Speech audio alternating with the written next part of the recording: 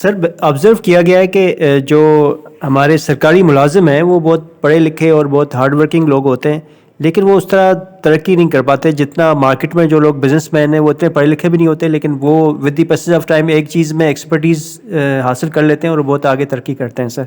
تو سرکاری ملازمین کے لیے آپ کے پاس کیا گائیڈنس، کیا میسج ہے کہ وہ جاب میں رہتے ہوئے اپنا کوئی کام اسٹارٹ کریں اور اس میں جو ہے نا وہ ترقی کر سکیں؟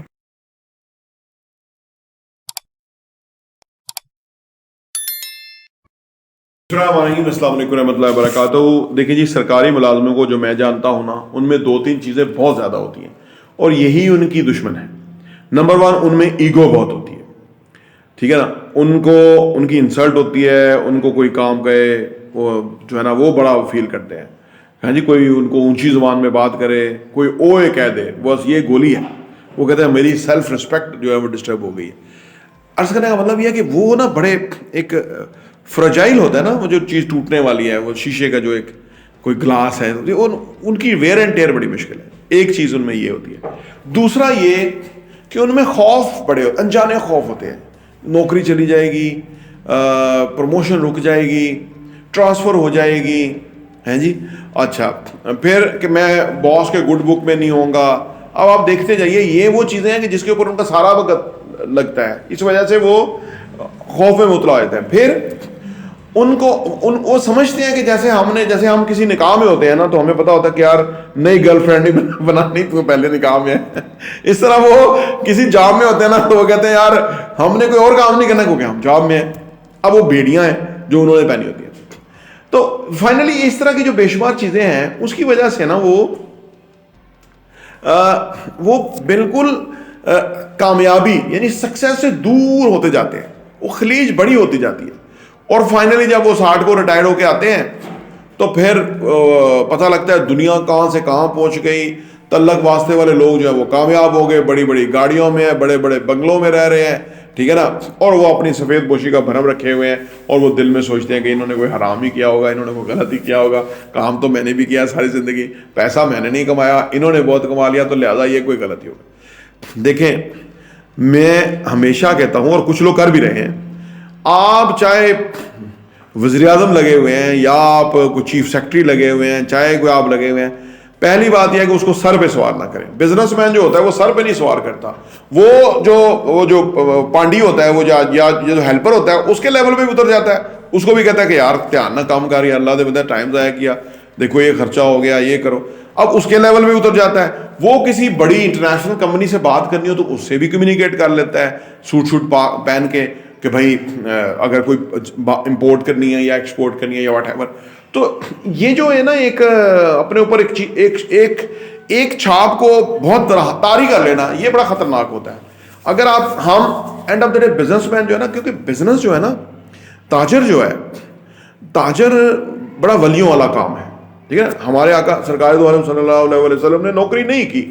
آپ کے پاس سرمایہ نہیں تھا تو حضرت خدیجہ رضی اللہ تعالیٰ عنہ کے ساتھ مل کے بزنس کیا.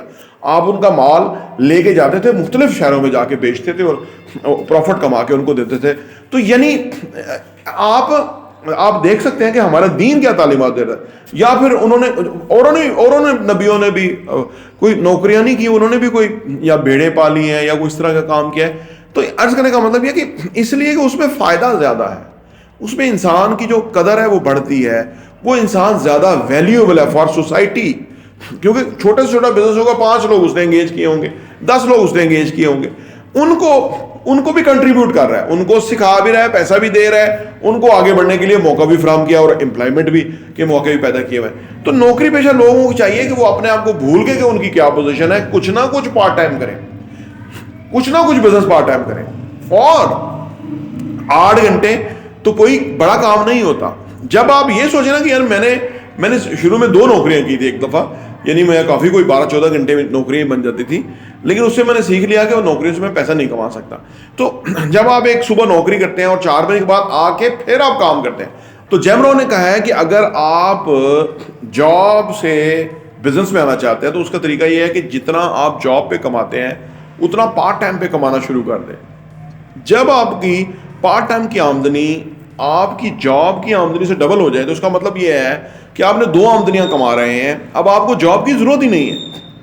اور جو لوگ اصل میں اس پہ آ جاتے ہیں نا کہ ان کی آمدنی پارٹ ٹائم آمدنی بڑی ہو جاتی ہے یا ایکسپینڈ کر جاتی ہے یا بہتر ہو جاتا ہے, وہ جاب چھوڑ دیتے ہیں, چاہے وہ گزٹڈ آفیسر ہو وہ چھوڑ دیتے ہیں, کیونکہ آپ کیلکولیٹ کر لیتے ہیں نا جی کہ میں اگر آج ہوں تو مجھے چلو 20 سال نوکری کرنے کے بعد کتنا پیسہ ملے گا, جتنا بھی آپ کو ملے گا اس کو ڈبل بھی کر لیں تو آپ کو پتا ہوگا کہ میں تو یہ 2 سال میں کما سکتا ہوں, تو 18 سال تو میرے مفت مجھے واپس آ جائیں گے, بہت بڑی زندگی ہے. اور ان 18 سالوں میں آپ کتنا کما سکتے ہیں آپ کی سوچ ہے, لیکن یہ تبھی آپ کو پتہ لگے گا جب ریئل پریکٹیکل بزنس کے اندر آئیں گے. تو پھر آپ یہ نوکری کے آپ لوگوں کو دے دیں گے کہ یار تمہیں مبارک ہو, مجھے تو نہیں چاہیے, ٹھیک ہے نا.